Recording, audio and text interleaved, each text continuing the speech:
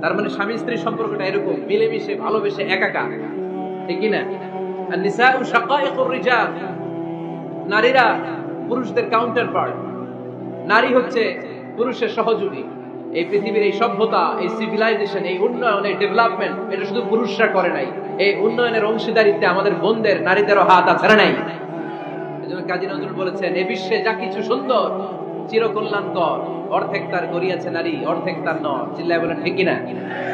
এজন্য এই মহাবিশ্বের এই সভ্যতায় আপনাদের যেমনি অবদান, আমাদের বোনদের অবদান আছে না নাই? স্বামী স্ত্রী এই দুজন মিলে এই বিশ্ব সভ্যতা তৈরি হয়েছে। এজন্য দুজনের মধ্যে সম্পর্ক হবে পোশাকের মতো। পোশাক যেমনি দেহের সাথে লেগে থাকে, স্বামী স্ত্রীর মধ্যে এরকম সুসম্পর্কের দরকার আছে না নাই? আছে। আজকে আমরা জানার চেষ্টা করব কি করে স্বামী আর স্ত্রীর মধ্যে এই সুসম্পর্ক বাড়ানো যায়, ইনক্রিজ করা যায়।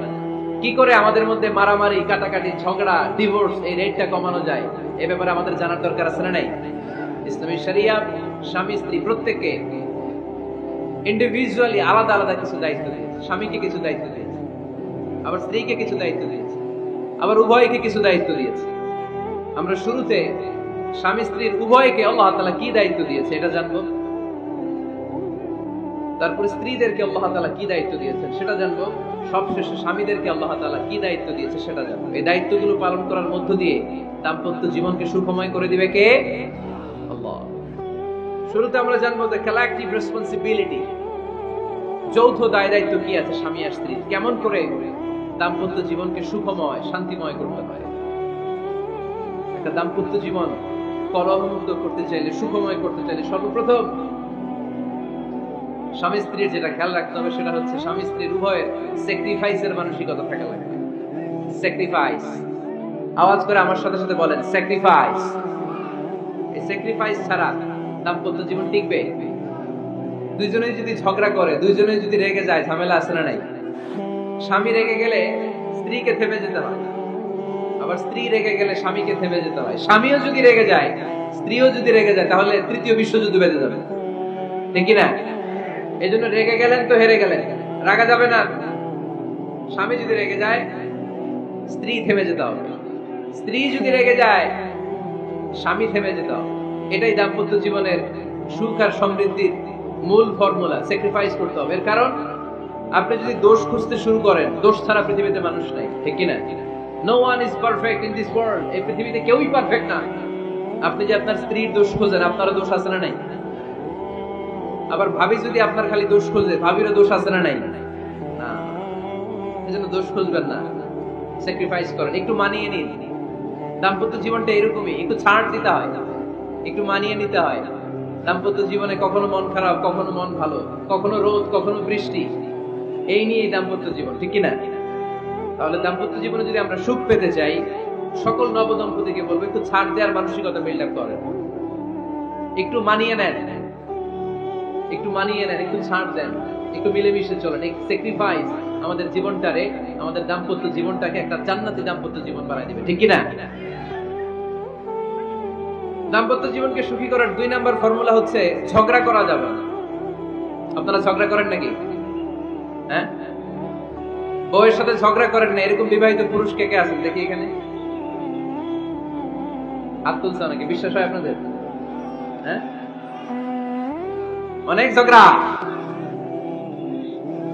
হ্যাঁ, আচ্ছা, মেয়েরা বেশি করে? না না, এই মহিলা প্যান্ডেল আছে এদিকে, এদেরকে জিজ্ঞেস করলে বলবে সব দোষ আপনাদের, আর আপনারা দোষ দিচ্ছেন এদের। তো ঝগড়া করবেন না মেহরবানি করে, সম্মানিত ভাইরা, ঝগড়া করবেন। কারণ এই ঝগড়া থেকে, সামান্য ঝগড়া থেকে অনেক সময় বিচ্ছেদের দিকে চলে যায় সম্পর্ক। ছোট্ট ঝগড়া থেকে যেতে যেতে ঝগড়া বাড়তে বাড়তে ডিভোর্সের দিকে গড়ায়, এরকম আছে না নাই?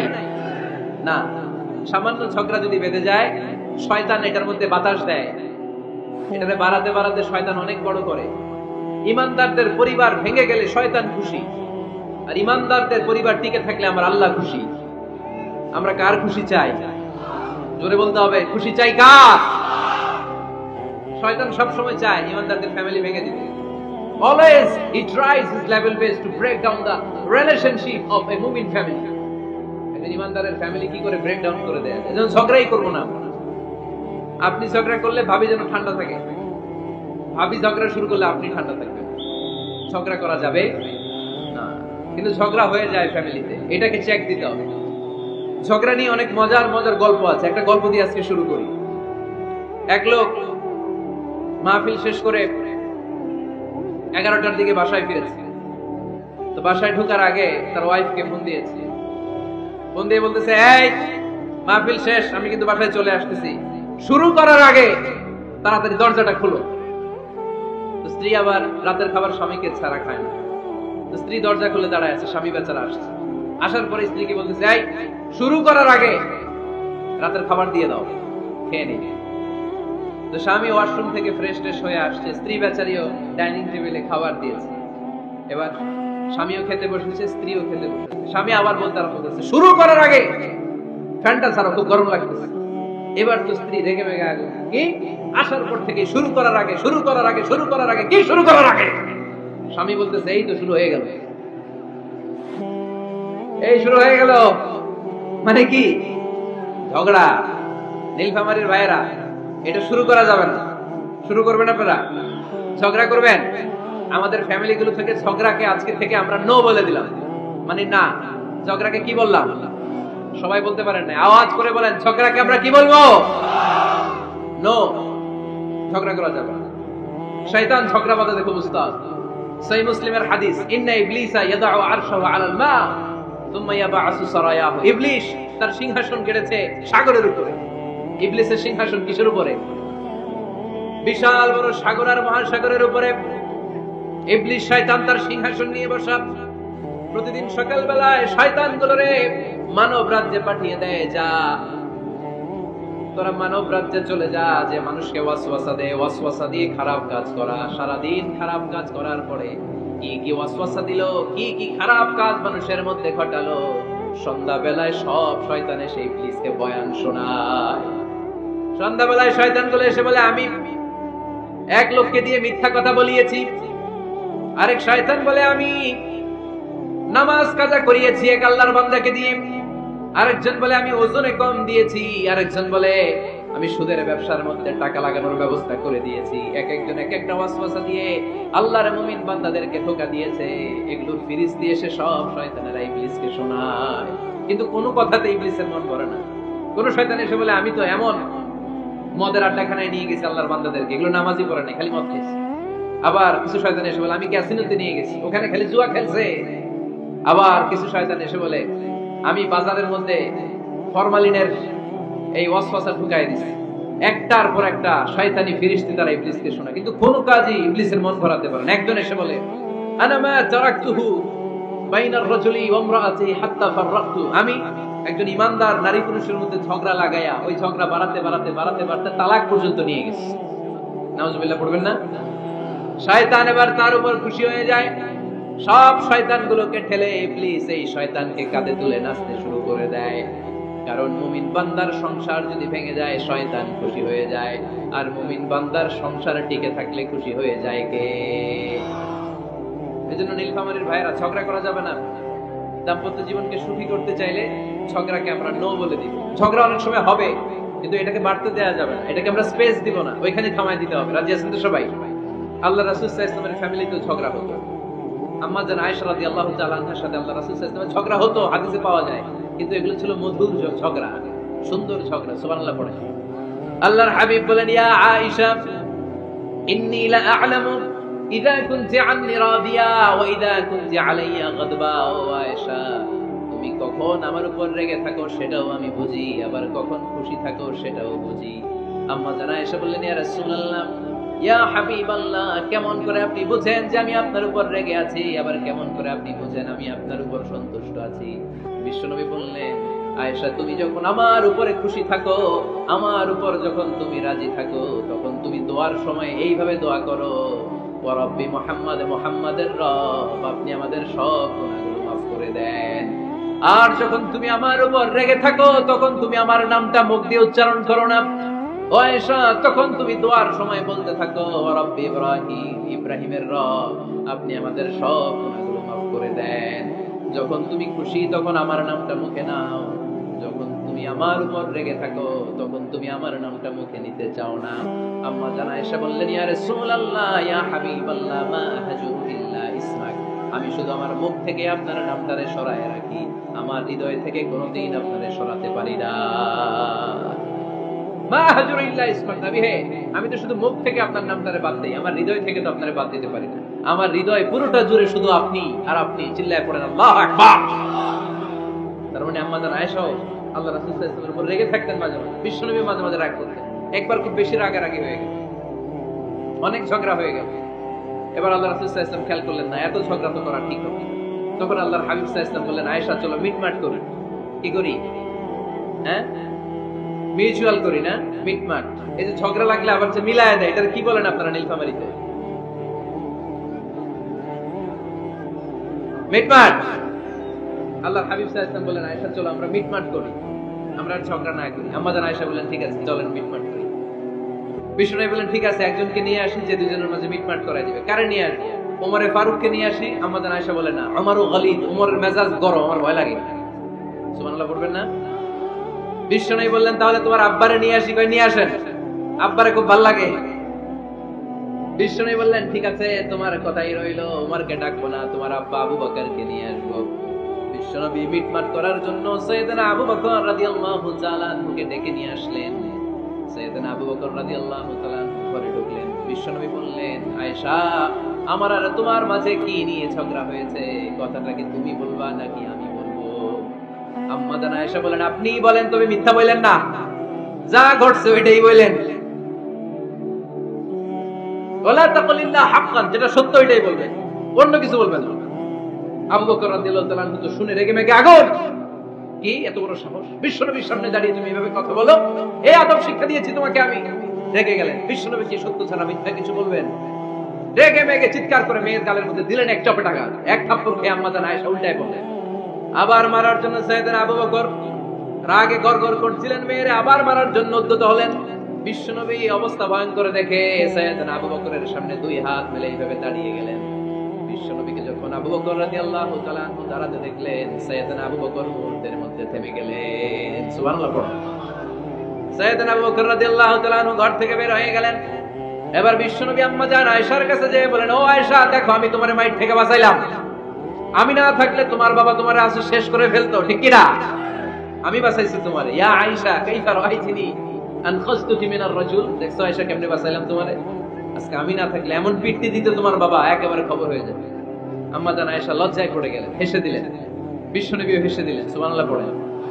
দুইজনের এই হাসির আওয়াজ ঘরের বাইরে থেকে সাইয়েদনা আবু বকর শুনতে পেলেন। উনি শুনে তো অবাক, কি রে এতক্ষণ তৃতীয় বিশ্বযুদ্ধ, এখন আবার হাসে। ঘরে ঢুকলেন। ঘরে ঢুকার পরে আবু বকর রাদিয়াল্লাহু তাআলা আনহু বিশ্বনবীকে বলেন, ইয়া রাসূলুল্লাহ আশরিকানি ফি সিলমিকুমা কামা আশরাকতুমানি ফি হারবিকুমা। হে আল্লাহর রাসূল, আপনারা দুইজন ঝগড়া লাগলে মিটমাট করার জন্য আমারে যেমনি ডাকেন, আপনারা যখন সুখ আনন্দ আর হাসাহাসিতে ব্যস্ত থাকেন, ওই হাসির সময়গুলোতে শেয়ার করার জন্য তখনও আমার একটু ডাইকেন পড়েন। সুবহানাল্লাহ। ও নবী, শুধু ঝগড়ার সময় ডাইকেন না, শুধু মিলায়া দেওয়ার জন্য ডাকবেন না।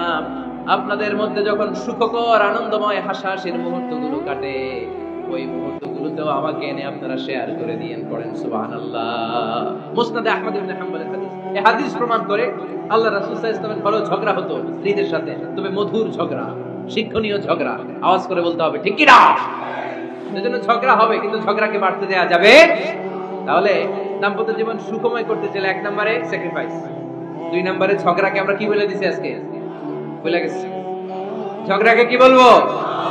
নো। তাসলিমা নামে একটি মেয়ে হারিয়ে গেছে।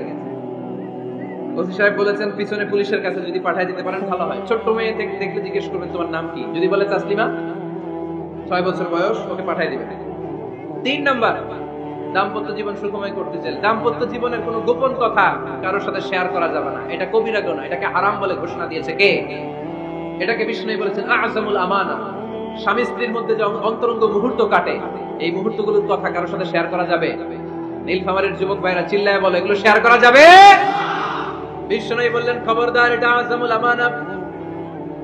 স্বামীর সবকিছু স্ত্রীর কাছে আমানত, স্ত্রীর সবকিছু স্বামীর কাছে আমানত। আবার বিশ্বনবী বলেছেন, যারা স্বামী স্ত্রীর গোপন দাম্পত্য জীবনের কথা অন্যের কাছে শেয়ার করে দেয়, তারা হলো আশারুন নাস, পৃথিবীর মধ্যে সবচাইতে নিকৃষ্ট মানুষ। এরা নিকৃষ্ট, এদের চাইতে নিকৃষ্ট আর কেউ হতে পারে না। উলাইকা কাল আনআম বালহুম আদাল, এরা পশুর চাইতেও নিকৃষ্ট, যারা স্বামী স্ত্রীর প্রাইভেট কথা, পার্সোনাল কথা মানুষের কাছে বলে বেড়ায়। আর সিবাউ হারাম, এই গোপনীয় সব কথাগুলোকে অন্যের কাছে প্রকাশ করা হারাম করেছে কে? চিল্লায় বলতে হবে কে? তাহলে খবরদার, নিজেদের দাম্পত্য জীবনের কোনো কিছু অন্যের সাথে শেয়ার করবে। আমাদের বোনরা অনেক সময় একসাথে বসলে পেটের কথা, পিঠের কথা সব বলে ফেলে, আছে না নাই? না বোনেরা, সব শেয়ার করলেও আপনাদের দাম্পত্য জীবনের কোনো কথা কখনো কারোর সাথে শেয়ার করতে পারবেন না। 4 নম্বর ফর্মুলা হচ্ছে অহেতুক সন্দেহ পরিহার করতে হবে। অনেক স্ত্রী আছে স্বামীরে খালি সন্দেহ করে, আছে না নাই?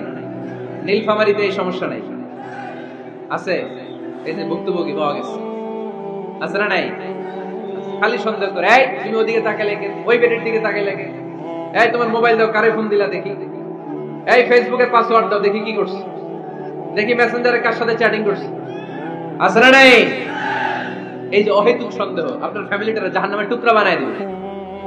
আবার অনেক স্বামী আছে স্ত্রীকে খালি সন্দেহ করে, এদিকে তাকালে সন্দেহ করে, ওদিকে তাকালে সন্দেহ করে, বাসায় থাকলেও সন্দেহ, বাইরে গেলেও সন্দেহ, এরকম আছে না নাই? অহেতুক সন্দেহ এটা পরিহার করবেন। এই সন্দেহ খুব খারাপ জিনিস।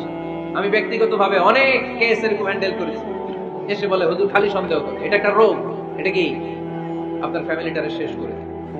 এজন্য অহেতুক সন্দেহ পরিহার করবেন। হ্যাঁ, সত্যি যদি পরকীয়ার কোনো ঘটনা ঘটে থাকে ওটা নিয়ে বসেন, ফেস টু ফেস কথা বলেন, ফ্যামিলি মিটিং করেন, সরাসরি সেটেল করার চেষ্টা করেন। কিন্তু অহেতুক সন্দেহ একটা রোগ, এই রোগ থেকে আল্লাহ তুমি দাম্পত্য জীবনকে বাঁচাও, আমরা আওয়াজ করে পড়বো আমিন। 5 নাম্বার, স্বামী স্ত্রী একে অপরকে আল্লাহর বিধান স্মরণ করায় দিবে। স্বামী যদি ফজরের সময় ঘুমায় থাকে, স্ত্রী ডেকে দেওয়ার দরকার আছে না নাই? আবার স্ত্রী যদি ঘুমায় থাকে, স্বামীর ডেকে দেওয়ার দরকার আছে না নাই? কোন স্বামী যাবে জান্নাতে, তার স্ত্রী যাবে জাহান্নামে, আবার স্ত্রী হবে জান্নাতি, স্বামী যাবে জাহান্নামে, এরকম আমরা চাই নাকি? আমরা যখন জান্নাতে যাব, আমার স্ত্রীর হাত ধরে একসাথে জান্নাতে ঢুকতে চাই, ঠিক কি না? আবার আমার স্ত্রী যখন জান্নাতে যাবে, সে একা ঢুকতে পছন্দ করবে? এজন্য আমরা দুনিয়াতে যেমনি এক ছাদের নিচে, এক জায়গায়, এক বাড়িতে, জান্নাতেও আমরা এক বাড়িতে থাকতে চাই। আওয়াজ করে বলতে হবে ঠিক কি না? এজন্য গবেষকরা বলেছে স্বামী স্ত্রীর ভালোবাসাটাকে তারা বলে লাভ পিরামিড। কি পিরামিড?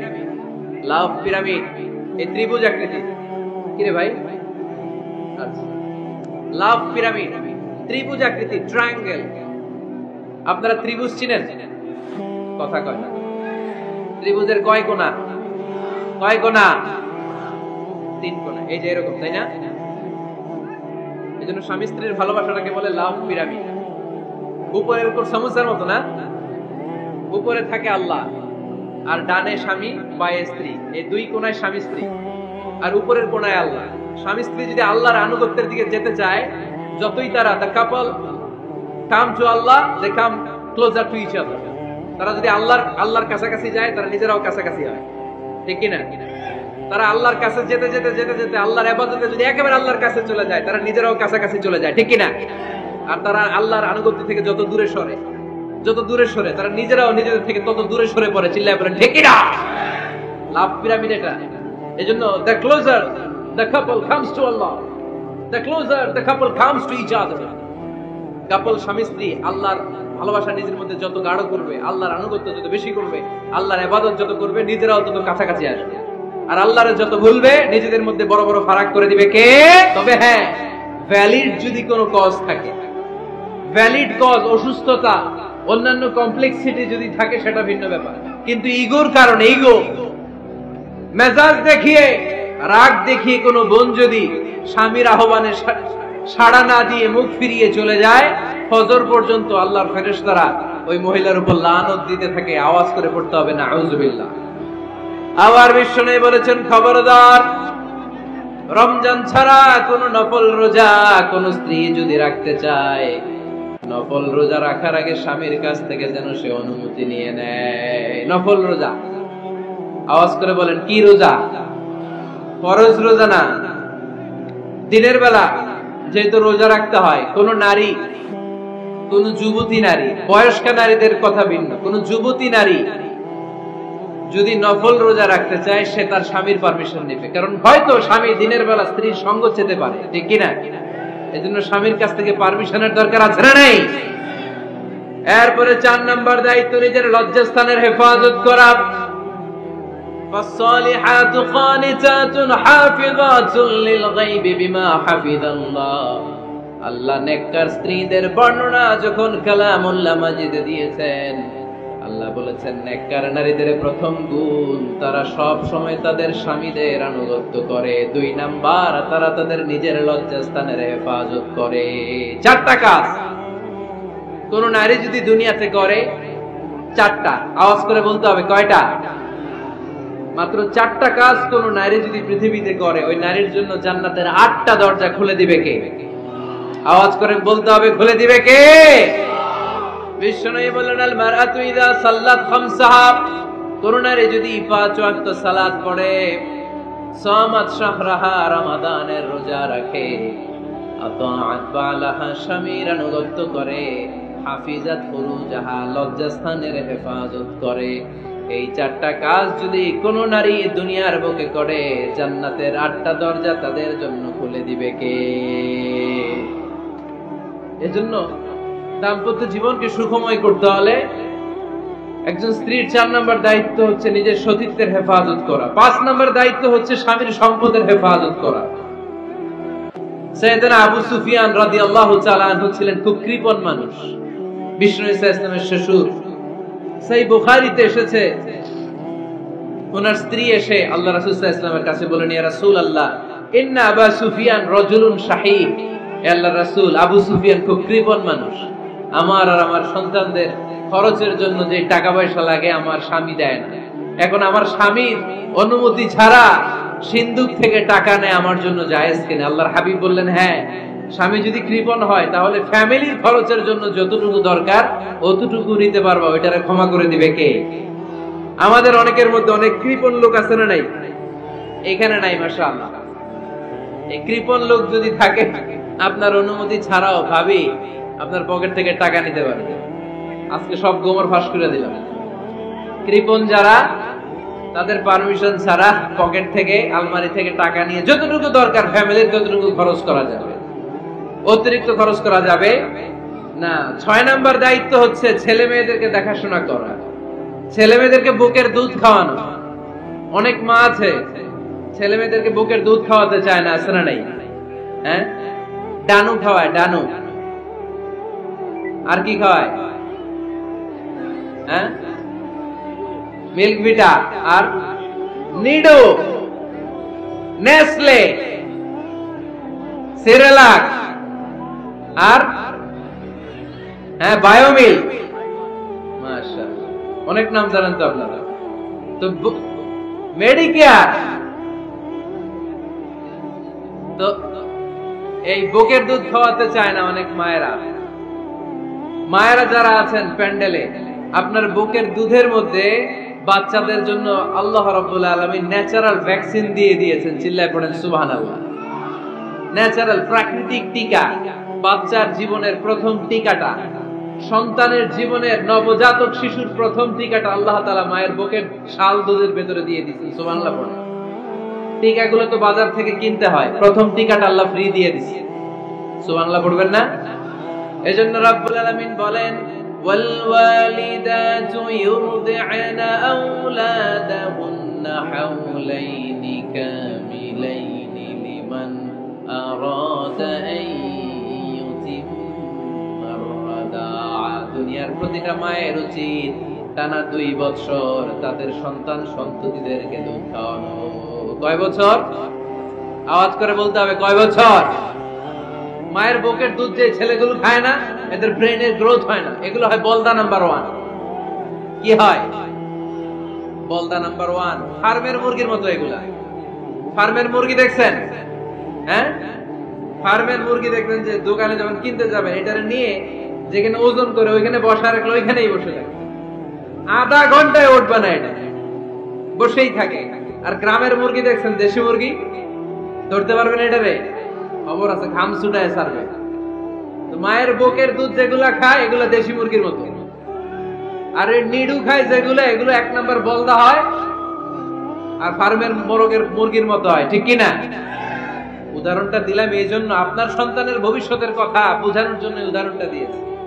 বুকের দুধ খাওয়াবেন, এর মধ্যে আল্লাহ তাআলা এমন নিউট্রিশন, পুষ্টি গুণ দিয়ে মায়ের বুকের দুধকে আল্লাহ তাআলা সমৃদ্ধ করেছে, বাচ্চার ব্রেইনের গ্রোথ হয়, বাচ্চার হাড্ডিগুলো খুব শক্ত হয়, সে ইনফিরিয়রিটি কমপ্লেক্সে ভোগে না, হীনমন্যতায় ভোগে না, জীবনের যেখানেই যাবে সেখানেই সে হবে সফল। চিল্লায় বলেন ঠিক কি না?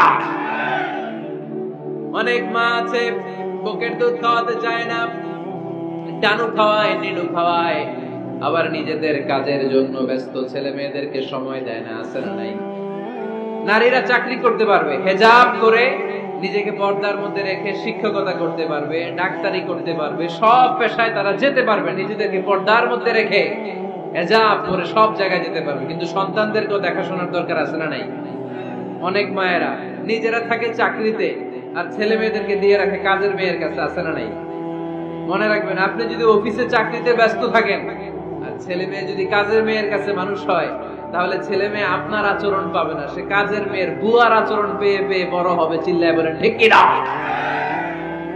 এক একটা নারীকে আল্লাহ তাআলা এক একটা ফ্যামিলির ম্যানেজিং ডাইরেক্টর বানিয়ে দিয়েছে। A woman is an MD of a family. একজন নারী একটা ফ্যামিলির ম্যানেজিং ডাইরেক্টর। এখানে অনেক কাজ আছে মিয়া।